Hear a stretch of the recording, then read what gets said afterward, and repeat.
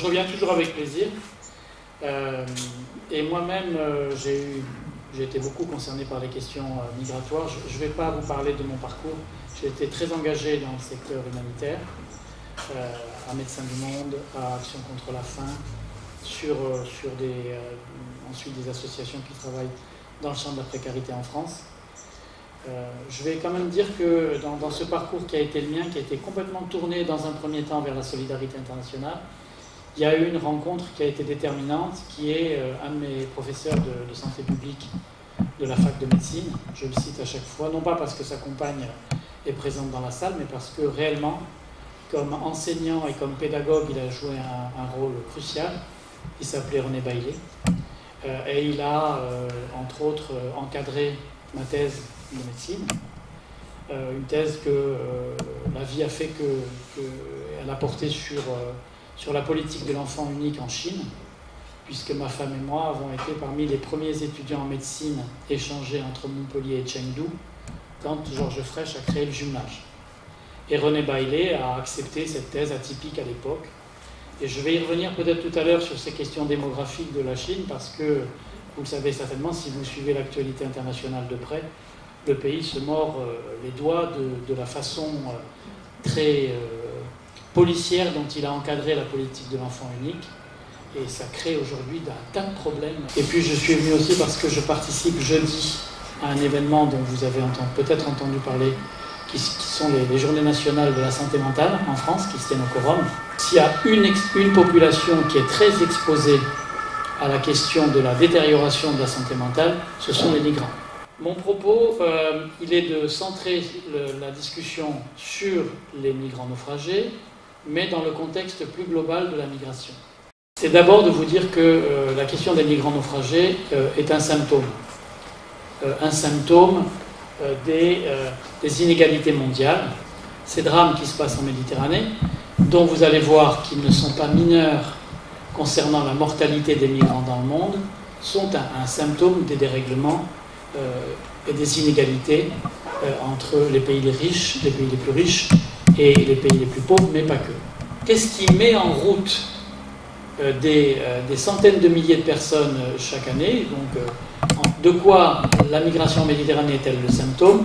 La première illustration que je vais prendre, sans m'appesantir sur ces cartes, mais elle parle d'elle-même d'un point de vue visuel, c'est la question des conflits. La violence est un des symptômes qui pousse les gens sur les routes, cette violence étant elle-même alimentée par des mécanismes divers et variés. Quand on parle de la violence au Sahel, au Niger, au Mali, etc., qu'on a l'habitude de simplifier dans ces analyses, les mécanismes qui poussent les gens d'Afrique sahélienne à bouger, elle est multifactorielle. Deuxième, là vous avez la conflictualité existante, et dans cette carte vous avez la conflictualité potentielle qui concerne l'année 2025. Et alors on se pose plein de questions sur les migrants, mais vous voyez qu'il y a une annonce qui a été faite de vouloir déplacer les 2 millions de Gazaouis, par exemple. Voilà, en matière de migration, un des éléments absolument incroyables qui est mis sur la table par une partie des pays qui observent ce conflit. Dans les mécanismes qui poussent les gens à bouger, il y a la question de la détérioration des sols, et pour moi qui ai été président d'Action contre la faim dans une vie antérieure, il y a une corrélation mécanique entre le réchauffement climatique et la baisse de la productivité agricole. D'accord ?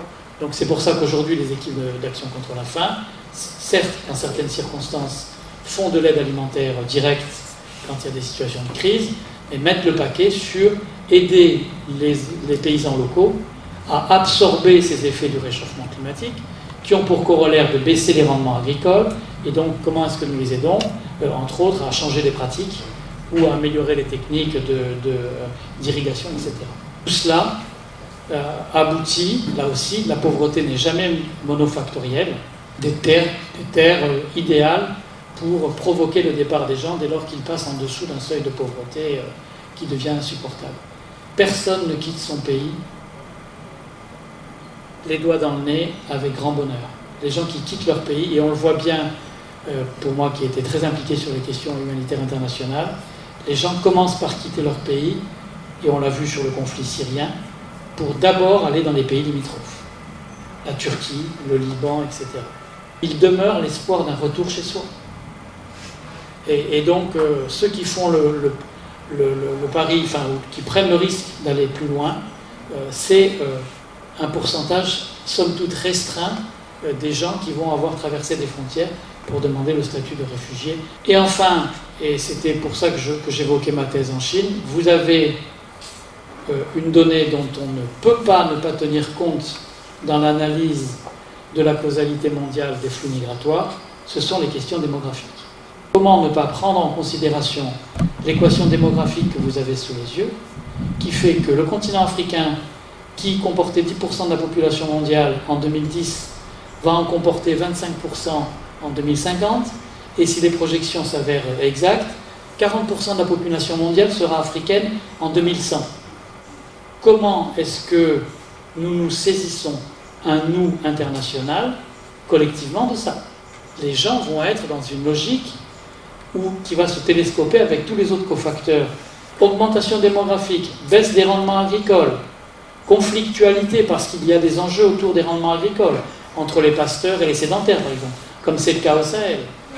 Donc comment allons-nous nous saisir de tout ça, avec en plus une caractéristique sur le continent africain, mais pas que, qui est l'urbanisation accélérée, laquelle urbanisation crée de nouvelles réalités dans les nécessités économiques, les nécessités financières. Nous ne pouvons pas, au niveau des relations internationales, ne pas nous préoccuper de ça. Et je vais vous l'illustrer par des chiffres. C'est les 3 chiffres qui caractérisent la solidarité internationale. 50 milliards de dollars, c'est l'enveloppe financière qu'on octroie chaque année aux crises humanitaires mondiales. 50 milliards de dollars. 230 milliards de dollars, c'est l'enveloppe qu'on consacre aujourd'hui à l'aide publique au développement, tel que le système d'aide publique au développement est organisé au travers d'un nombre restreint de pays. 50, 230. 830 milliards de dollars, c'est ce qu'on appelle les remises migratoires. C'est-à-dire, ce sont les financements que les migrants rapatrient dans leur pays d'origine. Sur ces 830 milliards de dollars, chiffre 2023 si j'ai bonne mémoire, 650 sont des fonds qui sont rapatriés dans des pays à revenus faibles ou très bas. Autrement dit, là où je veux en venir, quoi qu'on pense ensuite, et on pourra en débattre de l'équation politique, c'est que la première source de solidarité internationale, ce sont les remises migratoires. Et pourquoi est-ce qu'une famille prend le risque de faire traverser un fils ou une fille la Méditerranée, quand bien même il risquerait de perdre la vie? C'est parce que, pour des populations ultra pauvres, avoir un enfant qui traverse la Méditerranée et qui arrive dans un pays développé, qui va rapatrier une partie de ses recettes dans sa communauté d'origine, relève de la survie. Et pour la survie de ma famille élargie, telle qu'on l'a définie en Afrique par exemple, si je dois prendre des risques de perdre un enfant, j'accepte ce risque parce qu'il y a en balance quelque part la vie de mon enfant avec ce qu'il va pouvoir contribuer à faire à l'ensemble de ma famille élargie s'il arrive et s'il nous rétroalimente des financements. C'est sur ce fond d'écran qu'il me paraît important de rappeler que surviennent les événements concernant la mortalité des migrants. Alors, qu'est-ce qu'on sait aujourd'hui de la mortalité des migrants en mer dans le monde? Puisque j'ai commencé par vous dire que la mortalité des migrants méditerranéens, ce n'est pas un truc anecdotique. C'est le lieu, et cette carte vous le dit si jamais vous arrivez à voir les chiffres, il y a, avec les limites du système de détection, environ 60 000 morts répertoriés dans le monde depuis la mise en place d'un système considéré comme assez fiable, qui est un des programmes de l'Office international des migrations qui s'appelle Missing Migrants. Donc depuis 2014, on considère qu'on a des statistiques à peu près fiables. Et vous voyez que depuis qu'a été instauré ce système, la moitié des migrants disparus sont en Méditerranée. Mais ce n'est pas une anecdote du point de vue de la mortalité mondiale. Vous avez là l'ensemble de la mortalité focus sur le continent africain, identifié dans le continent africain, et vous voyez qu'il apparaît, du point de vue migratoire, un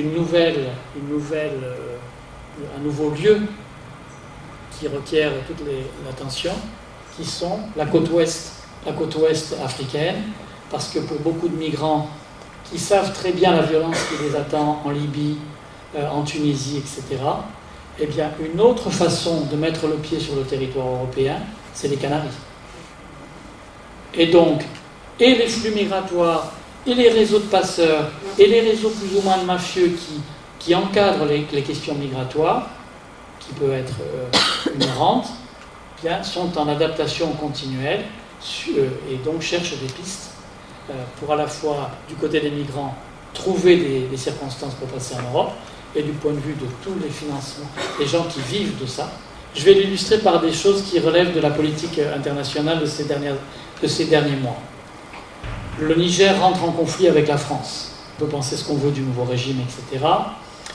Le Niger, soutenu, encouragé par l'Union européenne, avait promulgué en 2017 une loi qui criminalisait les gens qui étaient impliqués dans le trafic de migrants. Le régime du Niger change, les militaires arrivent au pouvoir. Et quelque temps après, ils décident de lever ce texte de loi qui criminalisait les passeurs. En France, un certain nombre d'observateurs disent c'est scandaleux, ils font ça pour emmerder la France, comme une mesure de rétorsion. Oui, sûrement, du point de vue politique. Mais dès que la junte dont on pense ce qu'on veut est arrivée au pouvoir, la France a pris une décision qui est de mettre un terme à tous les financements de son aide publique au développement. En ayant arrêté l'aide publique au développement, on accélère la dégringolade de la pauvreté. Et les gens cherchent des alternatives. Et les militaires le savent. Et une façon de chercher des alternatives économiques à la pauvreté qui s'aggrave parce qu'on a arrêté l'aide au développement, c'est de réouvrir le robinet du business autour de la migration. Sans donner l'absolution à la junte militaire, il faut avoir conscience de tout ça. Donc, la Méditerranée qui comporte trois voies. La voie dite occidentale, qui longtemps a été la plus nourrie, qui faisait passer les gens entre le Maroc et la péninsule espagnole avec Ceuta, Melilla, etc. La voie orientale vers la Grèce et compagnie, qui est en train de se réactiver parce que avec la bascule du régime politique en Syrie, les événements au Proche-Orient, cette voie-là remonte en volume, et puis la voie de la Méditerranée centrale, qui est de loin la plus mortelle. Là, vous avez non pas la mortalité, mais la question des flux migratoires. Nous sommes en 2023 ou 2024, c'est une carte que j'ai empruntée au quotidien Le Monde, et on voit que déjà monte en puissance la voie des Canaries. Passer en revue maintenant, qu'est-ce qui crée cette mortalité? Il y a tous les mécanismes liés. Pourquoi est-ce que la Libye est la voie centrale est la plus mortelle? Pour différentes raisons qui se cumulent. D'abord, tel qu'il était organisé jusqu'à présent, le circuit de migration privilégiait beaucoup la Libye. La Libye qui était un pays ultra violent. Je ne sais pas si vous avez vu Moi Capitaine ou Le Chant des Vivants, un des films qui traite de ces questions. Donc, pourquoi la mortalité est la plus importante? Parce que c'est vers la Libye que convergeaient les flux les plus volumineux de personnes. 2, les conditions de violence étaient telles que les gens, une fois confrontés à cette violence, étaient prêts à monter à bord à n'importe quel prix. Quand bien même c'était sur des coques de noix, avec plein d'histoires de vie qui ont été racontées, où on leur dit oui, les migrants réagissent en disant mais j'ai pas de gilet de sauvetage, et le bateau il a l'air pas en bon état. Oui, mais regardez, ne vous inquiétez pas, la lumière est pas loin, vous voyez la côte italienne, elle est pas loin. Et en fait, on leur montrait les lumières des stations de forage pétrolière en mer, au large de la Libye. Tout ça pour vous dire que gros volume en Libye, grosse violence en Libye, une violence telle qu'elle pousse les gens à échapper à cette violence d'une façon ou d'une autre, fût-ce en prenant des risques, et en plus, si on leur a plus ou moins menti. Et 2 autres mécanismes qui sont très importants, c'est que c'est à partir de la Libye que la traversée est la plus large, et que donc, si vous avez des choses qui se passent pendant la traversée, que vous avez un pépin de bateau ou un coup de tabac en mer. Et enfin, la dernière raison, c'est que la Libye est censée exercer un certain nombre de mécanismes du droit international, et elle ne le fait pas. Donc, vous mettez tout ça bout à bout, et vous avez le pourquoi de ce taux de mortalité, de loin, aujourd'hui, le plus important au monde. Les événements qui pouvaient survenir, je les ai évoqués, les coups de tabac dont la Méditerranée est capable, hein, vous êtes des Méditerranéens, vous savez ce que c'est qu'un coup de Mistral, un coup de Tramontane ou un coup d'Est. Si vous êtes dans une coque de noix, eh bien, vous pouvez imaginer, vous allez avoir quelques photos qui vous montrent que coque de noix il y a. Et avec un mécanisme moins connu qui reste relativement anecdotique, mais que je voulais évoquer quand même, qui est ce qu'on appelle les médicanes, qui sont des coups de tabac particulièrement violents qui surviennent en Méditerranée, qui est un néologisme, qui est Mediterranean Hurricane, les cyclones méditerranéens, qui n'atteignent pas la même puissance, mais qui ont tendance, d'après les météorologues, à monter en fréquence. Donc, un bateau type, un de ceux les plus redoutés par les sauveteurs en mer, bateau en aluminium soudé, et donc qui a pour caractéristique, contrairement à un semi-rigide ou à un Zodiac, ou contrairement à un bateau en bois, d'être très sensible au choc. Choc qui peut être avec une épave en mer, un tronc d'arbre, etc., ou très sensible à un choc par une mauvaise manœuvre de sauvetage. Parce que c'est des bateaux dont les soudures sont ultra fragiles, et donc qui ont pour caractéristique, en cas de choc, de s'ouvrir et de prendre l'eau massivement sur des délais très courts. Donc c'est les bateaux que redoutent le plus les sauveteurs. Et vous verrez, et c'est pas du tout anecdotique, qu'ils n'ont pas de gilet de sauvetage. Il y en a quelques-uns qui ont des chambres à air, comme on faisait à l'époque de nos grands-parents, quand on n'avait pas les moyens de se payer des bouées. Mais une des raisons pour lesquelles ils n'ont pas de chambre à air, c'est que pas de chambre à air égale plus de personnes à bord. Donc plus de rentabilité pour les passeurs. Si les 20 personnes à bord avaient tous des chambres à air, ils ne seraient pas 20, ils seraient 10. Donc le passage serait moins rentable. Plein de nationalités qui sont le reflet de ces dysfonctionnements que je vous ai montrés tout à l'heure. Si on a 44 nationalités, elles cumulent la violence, les conflits, la détérioration environnementale, la pauvreté, etc. Et tout cela aboutit à un grand nombre de nationalités, même si, vous allez voir tout à l'heure, les gros blocs sont quand même assez clairement identifiés. Presque 80% de moins de 18 ans, de jeunes gens, 15% de femmes, 10% qui étaient enceintes, et 600 enfants de moins de 6 ans secourus. Qui d'entre nous monterait à bord avec son gamin dedans pour traverser la Méditerranée s'il n'avait pas de sérieuses raisons de le faire, ou de sérieuses peurs ou terreur de le faire. Donc là, vous avez là, dans l'expérience de SOS Méditerranée en 2024, les principaux pays pourvoyeurs de personnes secourées à bord. Vous retrouvez à cette époque encore la Syrie, et puis le Soudan qui n'en finit plus d'aller mal, l'Iran, l'Afghanistan. Alors, chose intéressante, c'est dans l'enquête qui a été développée par le Haut Commissariat aux réfugiés l'an dernier, pour savoir d'où venaient les gens qui tentaient une deuxième traversée qui peut être périlleuse, celle de la Manche. On retrouve un certain nombre de pays, les plus importants, qui sont des pays tels que je les ai dit tout à l'heure, qui peuvent cumuler pauvreté, violence, etc. Le Soudan, l'Érythrée, la Syrie, l'Égypte pour des raisons plutôt liées à la pauvreté, l'Irak, l'Iran, la Somalie, bon bref. On retrouve à Calais les mêmes mécanismes, enfin les mêmes origines géographiques qu'on retrouve assez massivement en Méditerranée. Et vous avez là, par où les gens qui tentent la traversée dans la Manche, quelles ont été les voies qu'ils ont empruntées pour arriver jusque sur les côtes du Calaisie, etc. Et vous voyez que la Méditerranée cumule plus de 80% des gens qu'on va retrouver à Calais sont passés par la Méditerranée, et vous avez vu que, à cause des évolutions politiques aujourd'hui, des autres voies nord-européennes, des Balkans, etc., sont devenues plus minoritaires. Donc, c'est quand même, il y a des leçons à tirer de ce qu'on retrouve à Calais. Et depuis l'association fête ses 10 ans actuellement, les équipes de SOS Méditerranée ne se préoccupent pas de l'origine des gens, de leur statut de réfugiés, de pas réfugiés. Ils interviennent comme moi j'ai pu le faire comme médecin des pompiers, Je ne me préoccupais pas de savoir si j'allais chercher un jeune sur un accident de voiture parce qu'il avait picolé ou parce qu'il avait pris des produits, que sais-je. Quand on fait du sauvetage et que c'est notre métier, eh bien, et c'est le cas des marins sauveteurs et des équipes médicales à bord, on va sauver des gens qui sont en situation d'exposition à une mort immédiate. Et donc on n'a pas des grandes réflexions à ce moment-là, géopolitiques ou philosophiques. On va sauver des gens qui sont en situation d'exposition à la mort, et d'autant qu'aucun navire n'intervient jamais spontanément. Il le fait toujours après le feu vert des centres de coordination internationaux de la marine.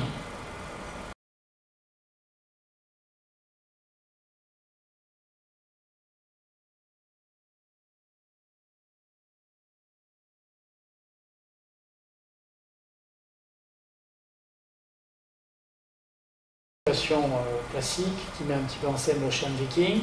Vous voyez que là, dans cette scène, le premier acte qui est fait, c'est d'équiper les personnes à bord de gilets de sauvetage de qualité acceptable. Différents types de bateaux que j'évoquais, un gonflable, des bateaux en bois. Des bateaux ici, c'est pas d'aluminium, mais c'est sûrement des plaques de bois, là aussi solidarisées les unes avec les autres, qui sont aussi des embarcations que l'on redoute pour les mêmes raisons que l'aluminium tout à l'heure. Jusqu'à 10 personnes au mètre carré. Je ne parle même pas du coup de tabac ou d'une mauvaise mer, je parle d'un bateau qui n'arriverait pas à être repéré suffisamment vite, ce qu'il peut en être de l'alimentation, de l'hydratation, de l'exposition au soleil. Je ne vous parle même pas des toilettes, machin, etc. Vous imaginez la promiscuité qu'il peut y avoir dans une embarcation comme ça, qui dériverait pendant 8 jours. Et une des principales pathologies qui est prise en charge par les équipes à bord, c'est d'abord les brûlures, par l'effet concomitant, parce que les gens mettent, maintenant aujourd'hui c'est un petit peu différent, pensant mettre les plus fragiles en sécurité, les mettre au milieu du bateau, et laissent les jeunes sur l'extérieur du bateau. Sauf que le milieu du bateau, c'est là que vous avez l'équation la plus agressive à bord, sel plus chute de gasoil plus effet du soleil, et vous avez des brûlures qui sont les premières causes médicales de prise en charge à bord. Que font les équipes de SOS Méditerranée? 3 choses complémentaires et qu'on retrouve assez souvent dans la façon dont se positionnent les associations et les ONG. D'abord, un acte de sauvetage qui nécessite des compétences de marins sauveteurs chevronnés. Deuxièmement, rendre compte des réalités qu'ils constatent auprès des migrants. De quoi sont-ils atteints? D'où viennent-ils? Quelles sont les pathologies qu'ils présentent? Quelles sont les violences qu'ils ont subies, dont les violences mentales, etc. Et puis témoigner de ces réalités pour alimenter ensuite les politiques publiques, et en particulier les politiques européennes. Parce que ce qui est étonnant, c'est que l'Union européenne, qui était le premier financeur de l'aide humanitaire mondiale, ne donnait aucune subvention aux ONG humanitaires pour prendre en charge sur ce que je suis en train de vous décrire. Pour prendre en charge ce qui est en train. Je dis que tout ça se déroulait dans un cadre juridique qui est bien établi. Le cadre juridique fait référence à 2 corpus de textes, des textes qui sont le produit de l'Organisation maritime internationale, l'OMI, pas l'OIM, l'Organisation maritime internationale, qui, à partir de 2002, et ça ne s'est pas fait sans mal, a commencé à se dire, bon, il faut qu'on réfléchisse au niveau mondial, on ne parlait pas de la Méditerranée à ce moment-là, il faut que nous organisions un système de répartition des responsabilités en matière de sauvetage maritime. Et aboutit à des premiers textes de loi en 2002, qui doit faire quoi? Et donc on répartit au niveau mondial des zones, ce qu'on appelle des zones de responsabilité, et vous avez ici le produit de ces lois promulguées, de ce découpage promulgué par l'Organisation maritime internationale, qui dit, dans cette partie-là, je suis dans la zone de responsabilité espagnole, dans cette partie-là, je suis dans la zone de responsabilité libyenne, etc. Donc ça, ces textes, on en accouche, le système international en accouche au début des années 2000. Et puis on s'aperçoit bien que ce découpage ne suffit pas. C'est-à-dire que, ok, on sait que telle zone côtière, c'est la responsabilité de tel pays. Clarifions le rôle de chacun des pays concernés par une zone de responsabilité. Que doit-il faire? Le gouvernement espagnol, quand je suis concerné, qu'est-ce qui m'incombe comme responsabilité? Il m'incombe d'organiser la surveillance de cette zone de responsabilité. Pourquoi est-ce que c'est une nouveauté? C'est que nous sommes bien au-delà des eaux territoriales. Du moment où on a défini une zone de responsabilité bien plus large que les eaux territoriales, ça n'allait pas de soi. Il fallait préciser qu'est-ce que je suis censé faire dans cette zone de responsabilité. Donc je dois surveiller cette zone, encore une fois, qui dépasse de beaucoup les eaux territoriales. Quand je repère les choses, je suis responsable de lancer l'alarme dans ma zone de responsabilité et je suis responsable de coordonner l'organisation des secours. Si je ne sais pas les faire, si je ne peux pas les faire, de les coordonner avec un pays tiers qui aurait les moyens de les coordonner. Voilà. Une des défaillances qui conduit à la surmortalité à partir du départ de la Libye, c'est que ça, la surveillance, l'Ocean Viking reste des fois 3 ou 4 jours sans avoir une réponse à ces appels en demandant, pour ne pas être en infraction aux autorités libyennes, le feu vert pour aller secourir. Et quand on ne vous répond pas, et que vous voyez des gens qui sont en train de commencer à tomber à l'eau. Le capitaine de navire, il est pris dans une injonction paradoxale qui est, s'il respecte le droit maritime international, il n'a pas le droit d'intervenir sans le feu vert, mais s'il n'intervient pas, il déroge à ses règles éthiques de capitaine de navire. On va dire sur la politique européenne. D'abord, comme je vous le disais tout à l'heure, aucun financement octroyé à des ONG humanitaires internationales. Chaque année, il y a une grand-messe organisée à Bruxelles au mois de mars, qui est le Forum humanitaire européen. Et bien, ces dernières années, à aucun moment, le thème des migrants naufragés en Méditerranée n'a été accepté comme thème inscrit au débat qui regroupe tout le banc et l'arrière-banc des ONG européennes qui sont de loin les acteurs principaux dans le monde. C'est un impensé dans le discours politique et c'est un impensé dans les financements. Texte de loi, et on revient sur la question migratoire en général, qui essaye de déléguer au pays de départ de faire le sale boulot sur l'analyse juridique des gens qui cherchent à partir, etc. Avec ce que tout le monde redoute, c'est de se dire si demain ce n'est plus à l'arrivée en Europe, mais en Libye, en Tunisie ou en Égypte, qu'on charge des gens de faire un examen d'une demande d'asile, il va sûrement se passer des choses qui ne seront absolument pas dans les clous du point de vue des règles du droit international, telles qu'issues des conventions de Genève. L'Europe, moyennant finance, a tendance à pousser dans ce sens. Les Libyens vont faire le boulot avec.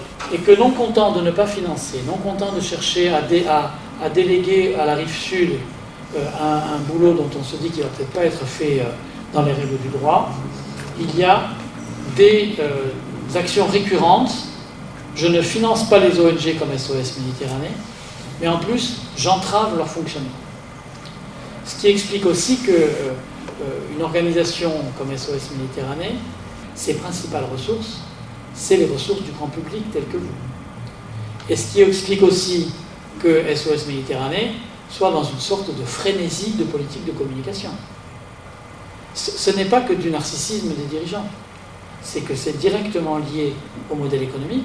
Vous avez une assoce qui a besoin d'environ 16 millions d'euros par an, qui consomme environ 16 millions d'euros par an, et une écrasante majorité ne sont pas des financements institutionnels, sont des donateurs comme vous et moi, et que quand il y a des collectivités territoriales, comme il y en a beaucoup dans l'Hérault, qui acceptent de faire voter des subventions, elles sont systématiquement attaquées au tribunal administratif par la droite. Une mairie, un conseil départemental, un conseil régional, du point de vue du droit administratif, ne serait pas fondé à soutenir financièrement une organisation humanitaire qui a vocation à aider des étrangers hors la France. Une nouvelle modalité qui intervient, qui est la relocalisation. Vous en avez peut-être entendu parler.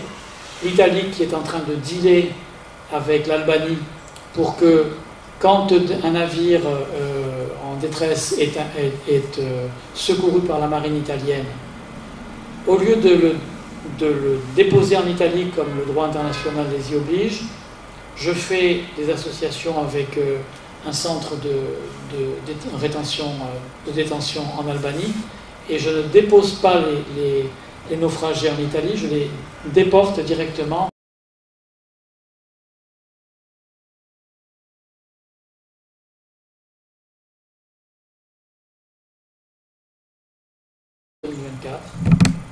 Et là, juin ou mai 2025, exactement la même chose. Prise en charge au large de la Libye, dépôt à Ravenne, donc avec deux ou trois corollaires. Ça détourne le bateau de la surveillance, une semaine aller, une semaine retour, et puis le gasoil. Et on estime que les relocalisations, les débarquements en zones très éloignées des zones libyennes ont coûté pour l'année 2024 à SOS Méditerranée 500 000 €. Donc je ne finance pas et je me débrouille pour entraver par différents mécanismes, via la défaillance des centres de coordination ou via l'affectation de ports de débarquement. Si vous dérogez à ces différents mécanismes, le bateau est en rétention administrative. Et donc là, vous avez là un instantané de 2021, parce qu'aujourd'hui ça ne serait plus le cas, il y a beaucoup moins de navires, où vous avez sur le papier 10 navires.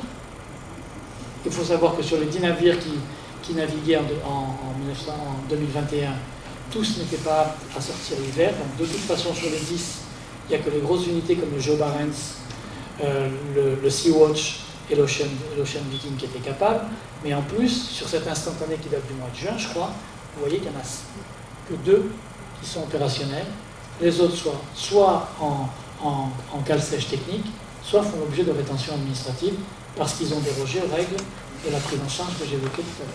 C'est pour ces raisons que même le Goliath KMSF vient de retirer le Geo Barents, parce que l'Ocean Viking coûte à l'arrêt ou en opération 30 000 € par jour, le Geo Barents coûtait 54 000 € par jour. Donc MSF, bien que ONG puissante, s'est dit non, c'est pas possible qu'on fonctionne sur un modèle économique comme ça. Donc ils ont retiré le Geo Barents, ils sont en train de cogiter à un nouveau modèle d'intervention avec des unités maritimes plus petites. La Commission nationale consultative des droits de l'homme, tous les pays démocratiques doivent avoir créé une instance critique qui a un pouvoir de critique démocratique du gouvernement. Nous avons émis un avis juridique pour faire une injonction au gouvernement français de jouer son rôle et de faire en sorte que l'Union européenne modifie la politique que je vous ai décrite rapidement. La France n'était pas directement concernée, en gros la déclaration, qui est inscrite au journal officiel de la République française, soit qu'on tenait aussi parce que ça a une valeur politique intéressante du point de vue du plaidoyer. C'est pas ceci dit, ça n'a pas suffi pour autant à ce que la France soit devenue un défenseur forcené de la politique européenne. L'arrêt des stratégies d'épuisement, le renforcement de la diversification des acteurs, parce que SOS Méditerranée ou MSF ne revendiquent pas d'être les seuls sauveteurs. Il y a 3 catégories de sauveteurs potentiels. Les seuls qui interviennent massivement aujourd'hui, les ONG humanitaires. Les deuxièmes, les flottes nationales. Et d'ailleurs, de temps en temps, les Italiens le font. Mais les troisièmes sur lesquels tout le monde a envie d'investir, c'est les capitaines de navires, de la navire marchande, qui, d'un point de vue déontologique, sont plutôt enclins à le faire. Mais ils disent 2 choses. On veut bien le faire, mais on a besoin que 2 conditions soient réunies. D'abord, de ne pas être maltraités par les Italiens et que nos bateaux ne soient pas retenus quand nous débarquons des migrants. Et deuxièmement, nous n'avons pas forcément les compétences. Donc la transparence, qu'est-ce qui a été dealé avec la Libye, la Tunisie et avec l'Égypte demain? Que les Européens soient clairs là-dessus. Qu'est-ce que les Libyens font parce qu'ils échappent à toute régulation, ou qu'est-ce qu'ils font avec la bénédiction de l'Union européenne? Qu'on soit clair là-dessus. Au-delà de ça, la reconnaissance de la Méditerranée comme espace humanitaire, que l'Europe dise oui, nous sommes concernés par ces questions humanitaires à nos portes, et puis une demande qui est plus portée par des organisations comme la CNCDH, que soient déployés les efforts pour l'identification des gens qui sont morts. Pour 2 raisons. ce sont des êtres humains, et donc savoir qui est mort noyé, avoir les moyens de le faire, c'est la reconnaissance d'une commune humanité.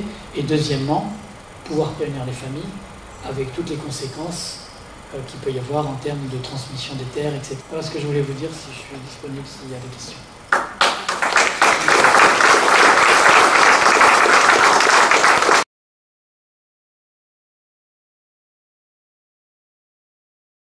Il y a un projet dont vous avez peut-être entendu parler, dont vous entendrez parler, qui est un projet porté par une bande d'intellos, artistes, etc., mais qui rencontre beaucoup de réponses positives, qui s'appelle Navire Avenir.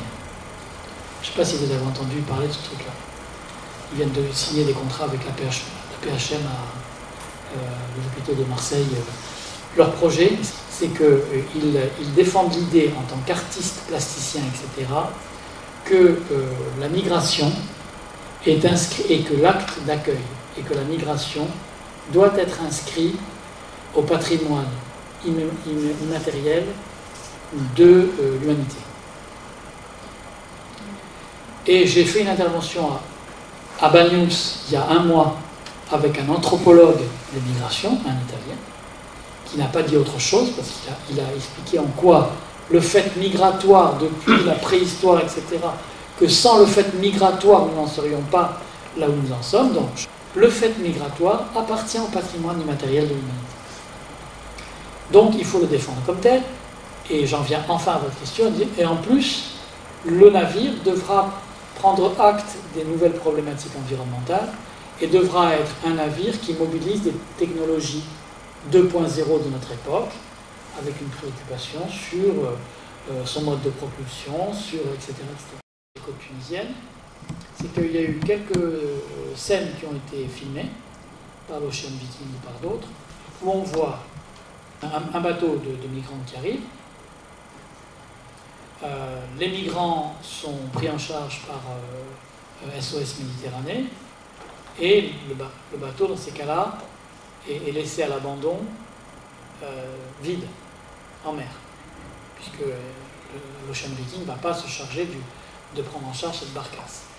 Et il y a quelques circonstances qui ont été documentées où on voit que dès que l'Ocean Viking s'éloigne, il y a une vedette rapide, privée, qui arrive, qui fait monter un gars à bord et qui repart en Libye avec la coque de noix pour continuer à alimenter le business.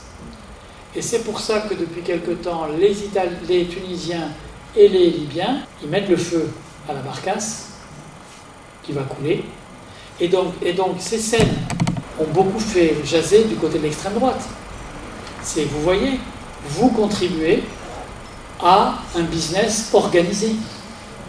Un seul, par contre, il y a un centre de coordination, mais il y a des centres par pays dans le cadre des accords sur les zones de responsabilité. Donc, il y a un centre, un focal point en Libye, mais l'interlocuteur, c'est toujours le centre de coordination de toute la zone qui va orchestrer entre la France, l'Italie, la Libye, la Grèce, etc.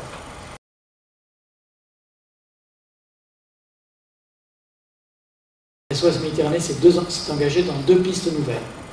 La première, c'est d'avoir son propre avion. Pour des raisons, on était très proche de pilotes volontaires, il va prendre sa retraite, etc. Donc une façon d'améliorer la qualité du repérage plutôt que les jumelles. Et donc là, il y a eu un grand donateur qui nous a donné les moyens d'avoir un avion. Et deuxièmement, autre voie étudiée sérieusement par SOS Méditerranée, c'est de devenir association de formation des pilotes des capitaines de la navire marchand. Puisque la demande est là, bien, on a acquis suffisamment d'expérience depuis 10 ans, on est prêt à faire des formations, et en plus, c'est bon pour nos finances. Parce que je voudrais terminer par ça, sur le mode on voit beaucoup SOS Méditerranée, en particulier dans l'Hérault, mais pour des raisons que je vais vous dire, c'est par le hasard de la vie, il y a 2 ou 3 dirigeants historiques de SOS Méditerranée qui sont dans l'Hérault. Un à Béziers, Jean-Pierre Lacan, qui était journaliste au Midi Libre. Un à Montpellier, Agnès de France, qui devait être là, qui était la documentaliste du centre de documentation du conseil départemental de l'Hérault. et Michel Tudesque, qui est à Sète, qui était le directeur du lycée maritime de Sète. Donc il y a cette niche dans l'Hérault, qui surfe par ailleurs sur le fait que Codorniou, le maire de Gruissant, et vice-président du conseil départemental, s'est senti très concerné par ces questions et a beaucoup travaillé avec Carole Delga et d'autres sur les événements qui se sont déroulés à Montpellier. Ce qui vous explique, alors là, qu'il y ait un microcosme au niveau de l'Hérault, mais par ailleurs, plus globalement sur le modèle économique, pour SOS Méditerranée, pas de visibilité, pas de finances. Pas de finances, pas de capacité d'intervenir à un moment donné où c'est le principal bateau opérationnel en Méditerranée. Merci. Allez, merci à vous.